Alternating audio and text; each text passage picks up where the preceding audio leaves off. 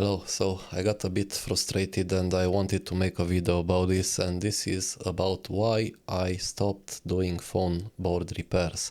Now you need to understand a bit of insight. So I'm in a city where there are about 350-400,000 people, so it's a relatively large city for the country I live in Romania. And here we are about, it's me, and I think there are only about another two guys that do phone board repairs. So the market is quite big, but the problem is the price, first of all, and the time you spend repairing these phones. So the problem is that 99% of the phones that come in for a repair are broken phones. So they were broken at some point in time, and they put them for other repair shops that do not do board repairs, but they replace screens, cases, and so on.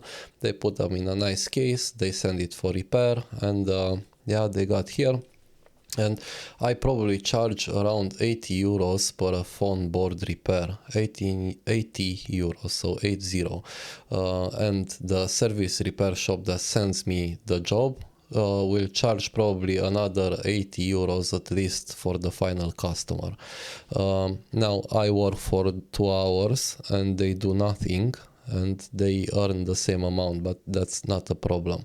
The problem is that I have to warranty that job, and warranty a job for a phone repair is extremely difficult if the phones are always prone to be thrown on the ground, prone to mechanic shocks, and so on.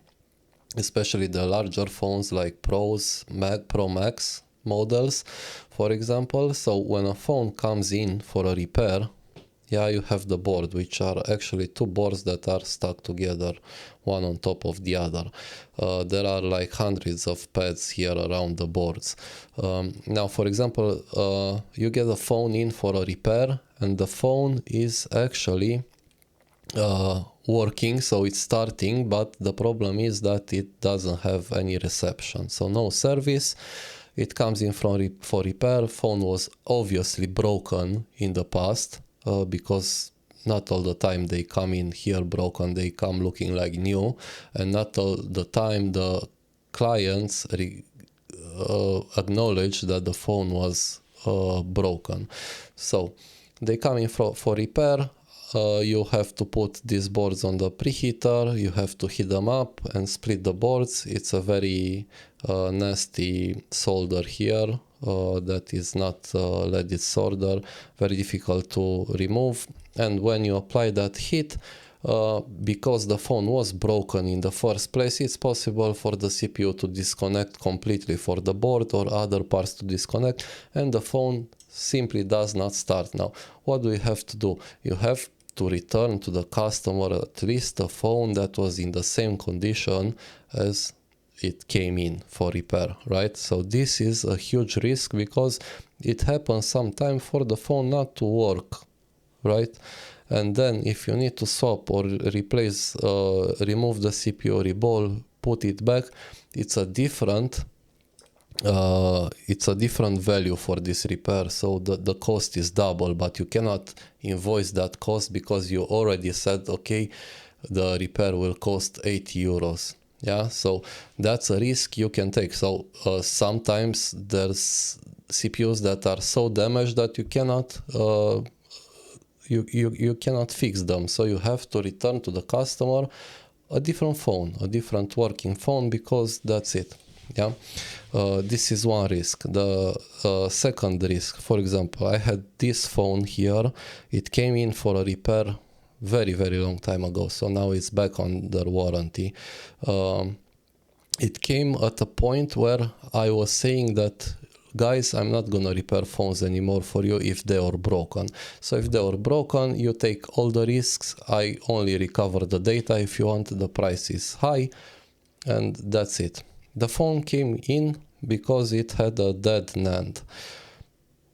I asked the customer, well, that's even more complicated, because it was sent from a service repair shop to another service repair shop that sent it to me. Yeah, I don't know why this happened, but this is what it happened. I asked, was this phone broken? No, the phone was great. indeed the phone was looking perfect, right? I took the phone, I replaced the NAND, I tested because I test the phones very well. Of course, when it came in with a dead NAND, I don't know, it was in recovery or in DFU, you could not test it. I replaced the NAND, phone was fine. I sent it back, and 1 week later it came back saying that the phone, the Wi-Fi doesn't connect or doesn't see the Wi-Fi networks that are on 2.4 gig. So I said, okay, give me the phone back. Indeed, I cannot test here this because in the other place where I work and I do repairs, I have a Nexus point that has a separate Wi-Fi for 2.4 and 5, and I can notice that the 2.4 is missing, right? But here I cannot because it has, all the networks have the same name. Well, doesn't matter.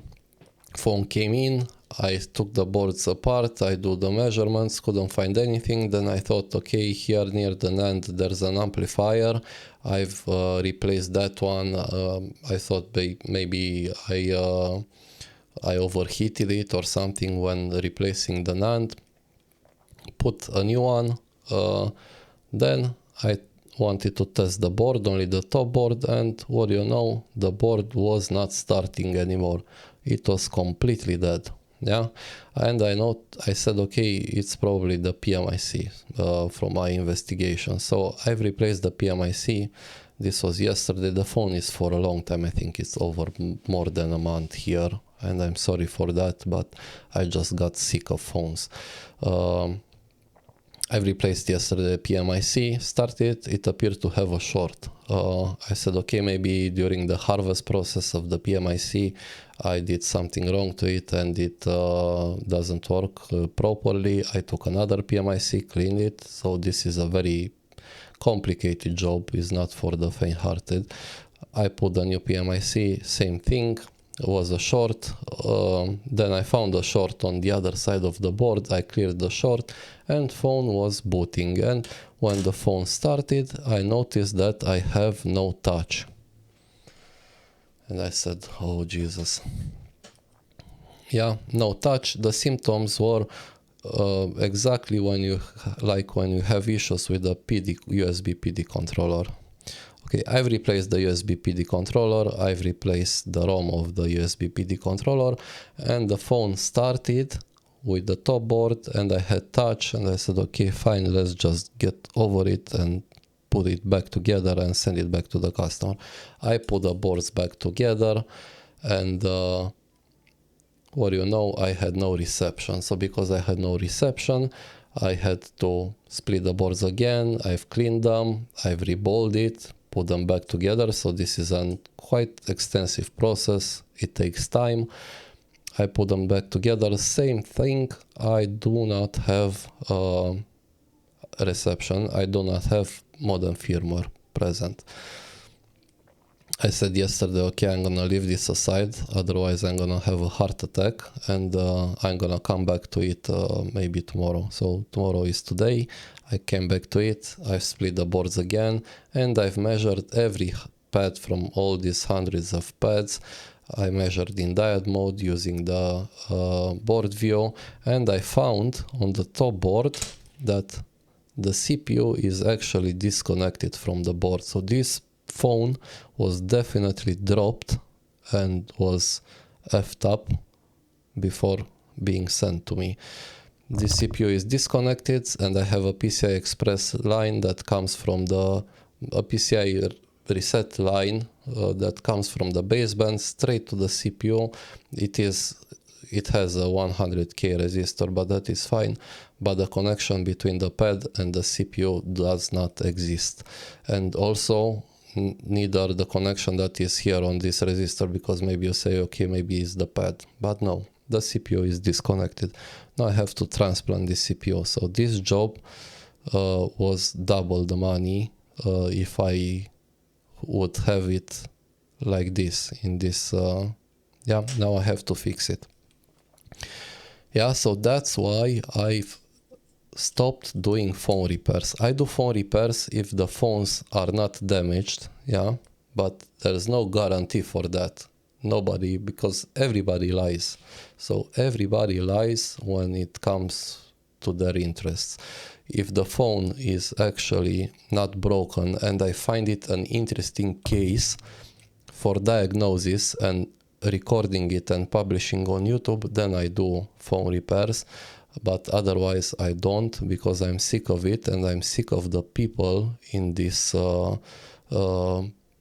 business and what they try to achieve, because everybody wants a very good service and very cheap and the largest warranty ever. So they want to take for stupid money a phone from a customer that sells it because it's broken and not working, and they do it like they make it to look like new phone, and they send it to a new customer, triple the money. And I'm just I'm sick of it, and I'm not doing this anymore. So probably that's why you will see less phone repairs videos. If you're wondering why, this is the reason. It's not feasible for me. I do this for pleasure. I do this for doing video recordings. I do not live off this business. I do entirely different thing in real life. I have a different job, but I really like electronics. I like diagnostics, and I like phone repairs, but at my own pace, right? And I like teaching what I've learned in these years when I was doing phone repairs. So I'm sorry for that. I had to vent a bit. Thank you very much for watching. Give me a like or don't give me a like. Subscribe. And we'll see you next time with probably more interesting repairs. Bye for now.